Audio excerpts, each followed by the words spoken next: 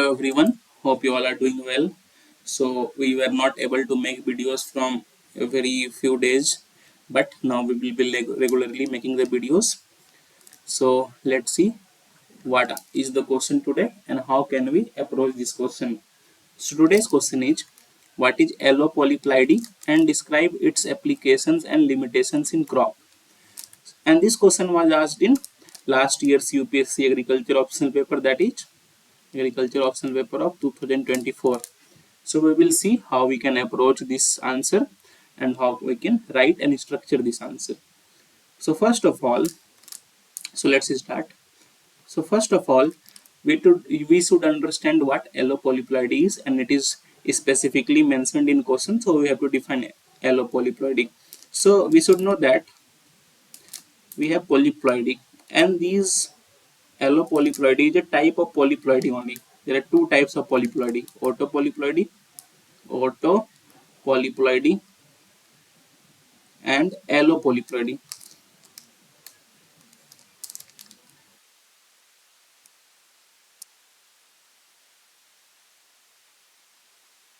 And both are very important. Both are asked in various PYQs. If you understand polyploidy, autopolyploidy and allopolyploidy, these all are very important, and these have been asked previously several times. So these two are the types of polyploidy, and here we have to discuss about allopolyploidy. So it refers to a type of polyploidy where the chromosome complement consists of more than two copies. It is a type of polyploidy chromosome complement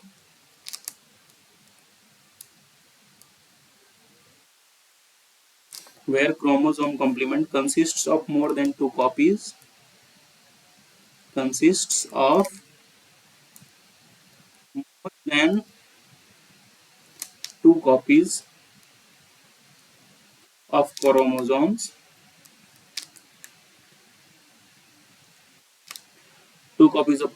derived from different species derived from different species. So it is the simple definition of allopolyploidy. So I hope you are understanding what allopolyploidy is. Here chromosome complement consists of two or more than two copies of chromosome derived from different species. And what happens in allopolyploidy? Here the chromosomes are homologous. Here also we have two sets of chromosomes, but those chromosomes are homologous chromosomes. And in allopolyploidy, here we can see that we have chromosomes from two different species. This is the common difference between autopolyploidy and allopolyploidy, which you should know. Now the second part of the question is asking us about applications and limitations, which we have to discuss. So before discussing, I must let you know about some examples of allopolyploidy, which are very common, which we know in our in daily lives as agricultural students. Examples of allopolyploidy. The first one is wheat, that is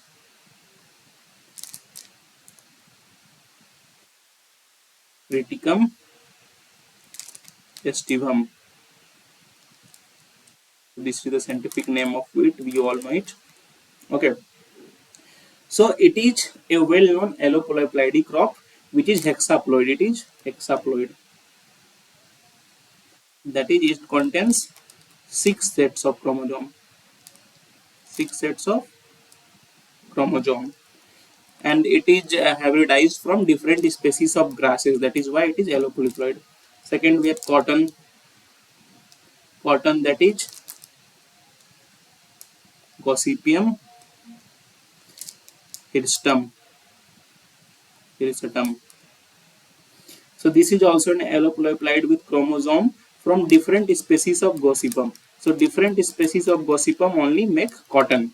This Gossypium hirsutum. All the Gossypium are cotton only, but this Gossypium hirsutum is made from made from different species of cotton. By crossing different species of cotton, the chromosomes are taken from these different species of Gossypium. So it is also a allopolyploidy, and you will see that it is a very good yield. It gives you high yield.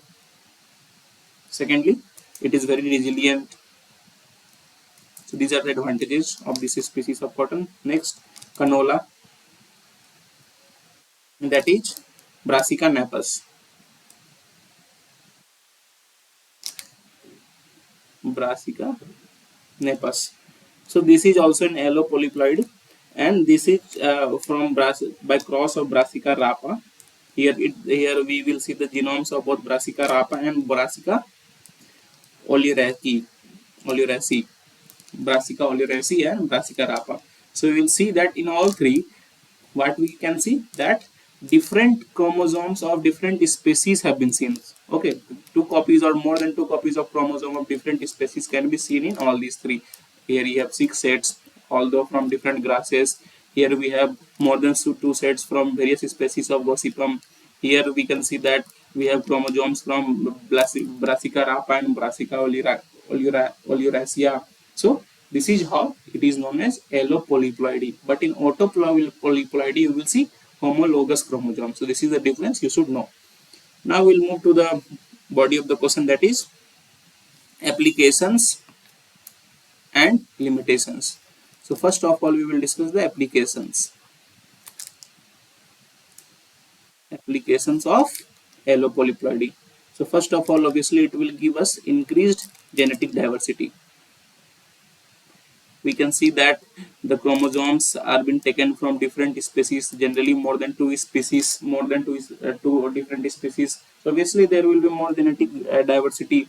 So we will see here, we will see that the genetic variability is very high. Genetic variability is very high, and that only gives it the strength to fight diseases. So you will see here disease resistance, you will see drought resistance, you will see tolerance from other conditions also, you will see increased yield. So all this is a primary reason of genetic diversity, primary reason due to increased genetic diversity. So it is the first application. Secondly, you will see hybrid vigor, or simply you can say it heterosis. So here you will see that only allopolyploidy often shows hybrid vigor, where the hybrid offspring exhibits superior qualities. Okay, because different genes are taken, so obviously the different chromosomes are taken, so it will see superior quality from the parents. And what heterosis is, that it will show the superior quality than their parents. So it will also show, so it is a kind of hybrid figure, kind of you will see faster growth rate. Faster growth rate can be seen, high yield can be seen, stress tolerance can be seen. You can here add here stress. So stress tolerance can be seen. So these are, and this is another application. You will see formation of novel traits. Novel traits can be seen in allopolyploidy, because we are introducing chromosomes from different species, and all those chromosomes are better ones only, so that the novel traits can be seen. So these can be very good in from their parents in cases of flavor. So their flavor will be good as compared to their parents, nutritional content will be good, pest resistance will be good. So all these due to the allopolyploidy. Next, we can create new crop varieties. Creation of new varieties. So new varieties can be created by using allopolyploidy. Various varieties have been created before. For example, bread wheat, which is Triticum aestivum. So you can see only here we have explained Triticum aestivum. Okay, so it is allopolyploid, derived from several species genus, such as it is derived from species Triticum and species Aegilops. AEGI. It's AEGILOPS. So these species make Triticum aestivicum. So it is a kind of bread wheat which is allopolyploid. So new varieties can be created, such as bread wheat. It improves the adaptability, improves adapta adaptability. So often they are adaptable to more wider range, because obviously the chromosome numbers are different. So suppose there is one crop, it can be grown in this range only, and another species can be grown in this range only.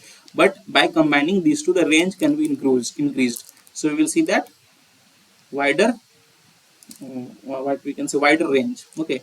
So they are adaptable to wider range of climatic conditions, wider range of environment. So all these things make them very resilient to climate change also. Resilient to climate change. So it is very applicable to our modern day when the climate change problems are rising. So it also helps in sterility and breeding control. It has application in sterility and breeding control also.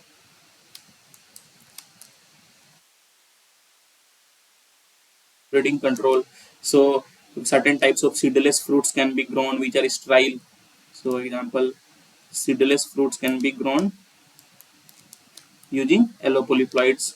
Okay, so these could be good examples of sterility here. Breeding control can be done because seeds are not present. So how will it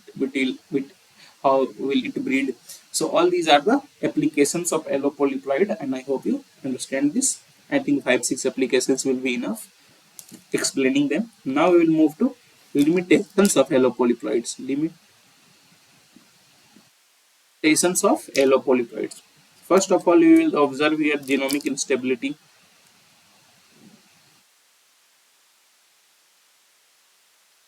Genomic instability can be observed because the creation of allopolyploid can sometimes lead to genomic instability where chromosome sets from different species fail to function proper together, because we have taken chromosome sets from different species. So when they are together, they are not able to function properly, and a kind of genomic instability can be created. So these causes problems such as poor fertility, undesirable traits. So these could be problem. So it could be one limitation or problem, whatever you can say. Secondly, there is huge complexity and breeding. Complexity in the breeding of halopolyploids are very complex because the chromosomes from two different species are needs to be taken. Okay, so here the problems again, if breeding is not proper, the problems of sterility or other difficulties could be there which could not maintain desirable traits. So complexity in breeding is another problem because here we are taking chromosomes from two different species and we have to make a possible way that the chromosomes of two different species work in a very complementary manner. So it is very complex. Next, it can show incompatibility with traditional breeding methods. Incompatibility with traditional breeding methods. So it could be a limitation here because they often require special techniques, and those special techniques are not present in traditional methods. So and the special techniques, with special techniques, it is very labor intensive,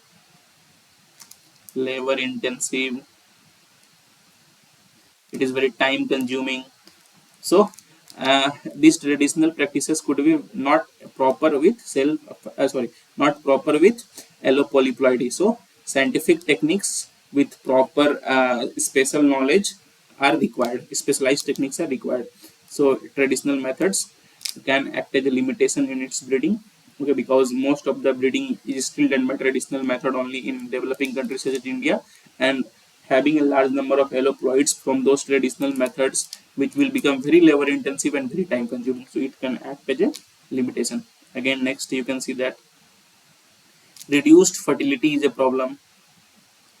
Many times we see that allopolyploidy experiences reduced fertility because there could be some problems in chromosome pairing and segregation during meiosis due to problem of chromosome pairing and segregation during meiosis. So it could cause a problem here. So for reduced fertility can be another problem. It could be environmental sensitivity. Sensitivity can be another problem. Although it shows uh, good adaptability, but the combination of genes from different species may make them sensitive to specific environment. Suppose this is an environment, this is a crop, it is very sensible to this environment, although this crop is not. But although genes from these crops and these crops are combined, so these crops genes can be sensitive to this environment. So that can cause some problems. Environmental sensitivity could be a limitation, although it is not seen in regular ones. Long development time, as we have discussed that the process is very time consuming for developing alloploid crops. It is very resource intensive and it requires several generations of breeding and backcrossing. It requires several generations of breeding and backcrossing, breeding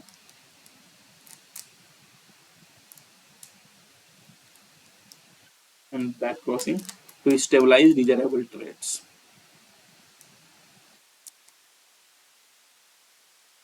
Stabilize desirable traits.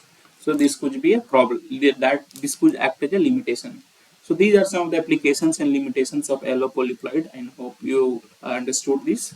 So I am a bit slow today, but as I am also making videos after a lot of time, slowly we will pick up the pace, and from now onwards I will try to make videos regularly. I was not able to make videos regularly from previous couple of months, but now the videos will come regularly, and you can add a conclusion here by in conclusion, you can add how allopolyploidy can be very beneficial in our modern times, how genetic diversity, hybrid vigor, new traits can be helpful for agriculture, and how this could be done through careful management so that these limitations could be overcome. So these are the some of the things you can add in conclusion, and that will be well enough for this answer, and you will fetch good marks. So that is all for today. I hope you understood all parts of the question, and if you like it, so please do like, please do share, and please do subscribe. It takes a lot of hard work to make such videos for you, and if you like, if you share, if you subscribe, it motivates us to make more such videos for you regularly, because from now onwards we will be regular. So that is all for today. Have a nice day. Thank you.